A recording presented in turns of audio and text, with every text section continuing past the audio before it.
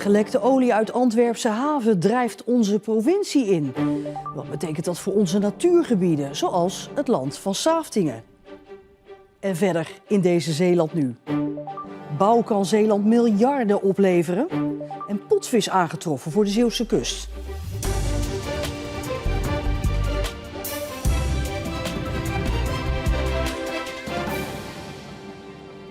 Goedenavond.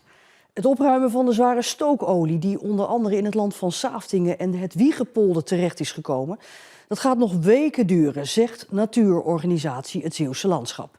De olie is vrijdag gelekt door een tankend schip in de haven van Antwerpen. En op steeds meer plekken wordt die olie aangetroffen.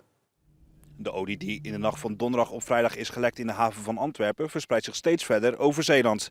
Eerst werd er olie gezien in Saaftingen, maar nu ook bij Bad. De verontreiniging bestaat uit 2 delen. Een lichte oliefilm op het water en zware klonten stookolie die zich net onder het wateroppervlakte bevinden. De stookolie beweegt mee met de stroming en de getijden en komt daardoor steeds verder in de Zeeuwse natuur terecht. Het Zeeuws Landschap begint morgen met het opruimen van de tientallen olievlekken in de Zeeuwse natuur. En dat gaat dus weken duren.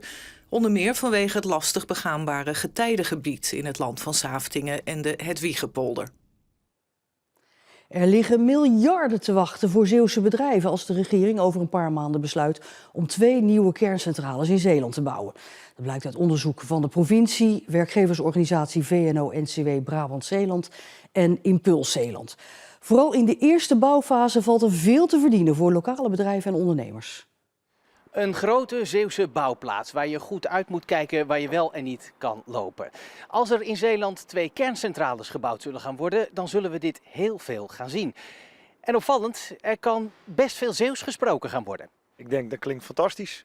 Maar ja goed, je moet altijd even kijken naar de werkelijkheid. Maar ja, ik ben er wel van overtuigd dat er heel wat het bedrijfsleven in zal vloeien. Uit het onderzoek blijkt dat ongeveer 15% van de totale bouwkosten bij Zeeuwse bedrijven terecht kan komen. En dan gaat het dus over 3 tot 5 miljard euro. Er moet wel heel veel werk voor verricht worden. Dus dat is niet pure winst, zeg maar. Daar kan werk voor verricht worden. Dat betekent dat heel veel bedrijven werk kunnen binnenhalen. En dat is heel belangrijk voor de bedrijvigheid in Zeeland. En voor de werkgelegenheid. Volgens de onderzoekers kan zeker niet al het werk gedaan worden door Zeeuwse bedrijven. Maar bedrijven die bijvoorbeeld de bouwgrond helemaal bouwrijp kunnen maken, dat kunnen we hier in Zeeland heel goed. Van bouw tot infra, tot catering, tot noem het allemaal maar op. Installatietechniek, beveiliging. Je kan eigenlijk haast geen sector noemen die er niet van kan profiteren. Wij bouwen nu woningen, wij bouwen bedrijfspanden, we bouwen winkels. En er zal hier ook heel veel gebouwd moeten worden voor de mensen die hier komen werken. Maar als die ergens komen werken, ja, dan moeten ze ook ergens de boodschappen doen. En dan moeten ze ook ergens gaan sporten. Dus ja, daar profiteer je eigenlijk allemaal van mee. En wij bouwen heel breed, wij bouwen dat eigenlijk allemaal. Dus ik zie daar best wel heel veel kansen. Maar u gaat dat toch niet redden met alleen maar mensen van hier, kan ik mij voorstellen? Ik denk het niet, nee. Als je reëel bent en je gaat kijken wat je alleen uit Zeeland kunt halen, dat niet. Dus we zullen mensen van buitenaf, dat betekent vanuit de rest van Nederland, moeten aantrekken die deze kant op komen. En dat is nog wel een dingetje natuurlijk. Tijdens de volledige bouwperiode worden er 15.000 tot 25.000 werknemers op locatie verwacht. En op de piekmomenten zullen ongeveer 5600 voltijdsbanen direct bij de bouw betrokken zijn. Die mensen zijn niet allemaal in Zeeland te vinden, komen dus van elders, maar moeten hier wel slapen, eten en gebruik maken van de dokter. Nou, we kunnen ze wel kwijt, want we hebben ruimte zat. En als we daar op een goede manier mee omgaan, want je moet echt wel kijken van waar hou je groen, waar hou je recreatie. Maar er is nog ruimte genoeg om te bouwen en ja, dan kunnen we die mensen echt wel kwijt. Volgende vraag is natuurlijk, waar haal je die mensen dan vandaan? Haal je ze dan uit Brabant? Haal je ze uit het buitenland? Ja, daar zullen we met z'n allen goed over moeten nadenken. We hopen dat heel veel Zeeuwen daarin kunnen participeren. Al moet ik eerlijk zeggen, er zijn zoveel mensen nodig dat we ook kunnen verwachten dat er mensen van buiten Zeeland naar Zeeland komen. En hopelijk blijven voor de duur van de bouw van de kerncentrales. En misschien wel langer, want we willen dat Zeeland groeit. En de vraag is hoeveel hinder dat gaat opleveren. Ik denk dat de overlast ook echt wel meevalt. Het gaat erom van hoe ga je ermee om en hoe communiceer je erover naar de mensen, zeg maar, die er dichtbij wonen bijvoorbeeld. Of die op aanvoerroutes daar naartoe wonen. Ik denk dat dat gewoon heel belangrijk is. Het heeft een enorme impact, maar het biedt heel veel voor de toekomst van Zeeland. En voor de leefbaarheid ook van Zeeland. Zo'n onderzoek is natuurlijk wel een beetje een wat als en als dan exercitie. Maar toch, als bekend wordt dit najaar dat de 2 kerncentrales in Zeeland gebouwd zullen gaan worden, zullen toch heel wat Zeeuwse bedrijven alvast met potlood wat kunnen gaan bijplussen op hun begroting. De politie gaat extra verkeerscontroles uitvoeren op de omleidingsroutes van de Vlakentunnel, die sinds afgelopen vrijdag is afgesloten vanwege renovatiewerkzaamheden.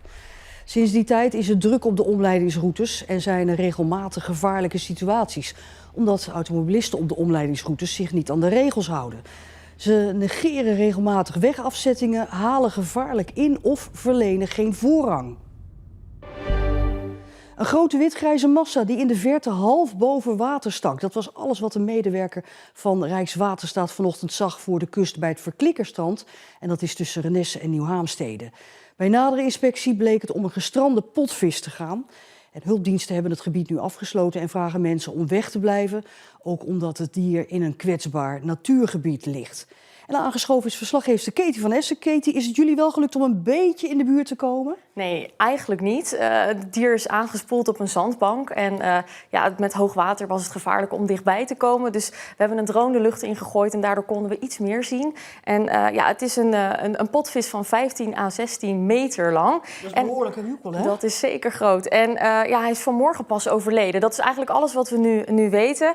En Reddingsteam Zeeland had opgeroepen aan mensen van kom niet in de buurt. Het is dus een broedseizoen, blijf weg. En daar hebben mensen dus goed naar geluisterd. Het was helemaal stil. Maar is nou al duidelijk hoe die potvis daar terecht is gekomen? Nee, dat is nog de vraag.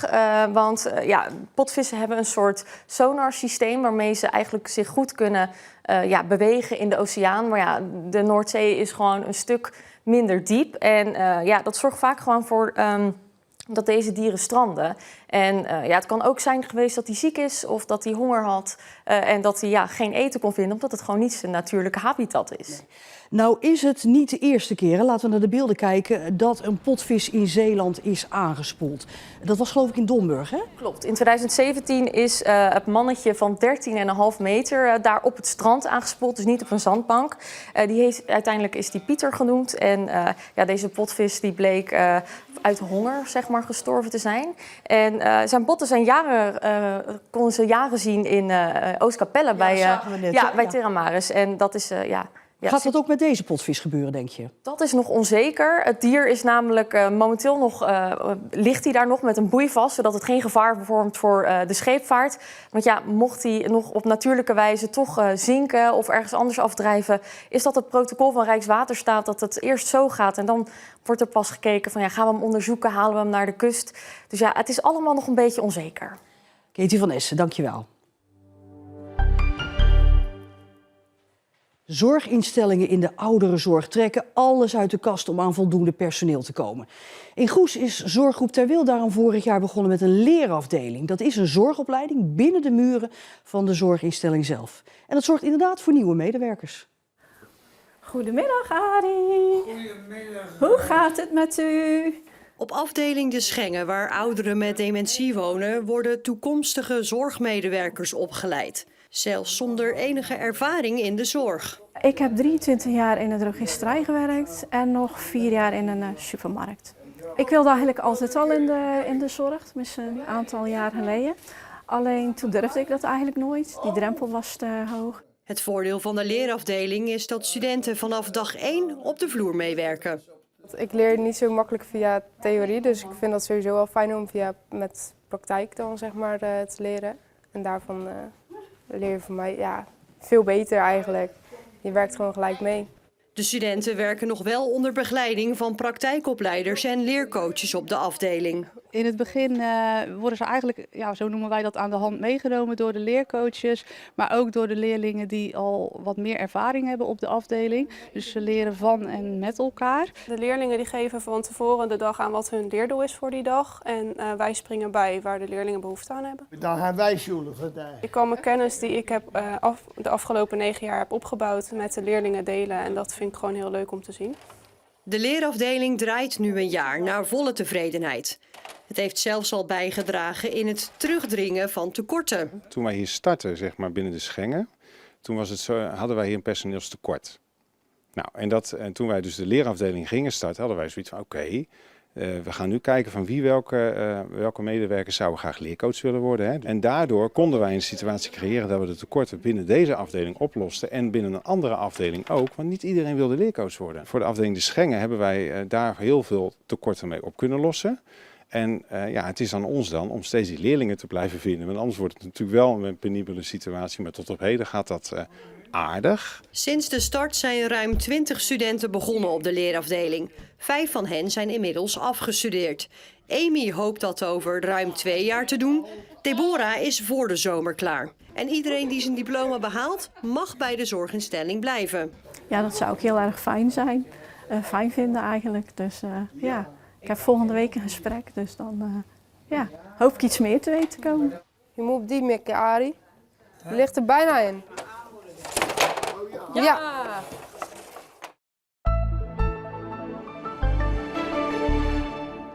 Het was een frisse dag vandaag in Zeeland met redelijk wat bewolking, met hier en daar een spatje regen, maar ook niet meer dan dat. Het werd tussen de 12 en de 14 graden, zoals hier in Vlissingen.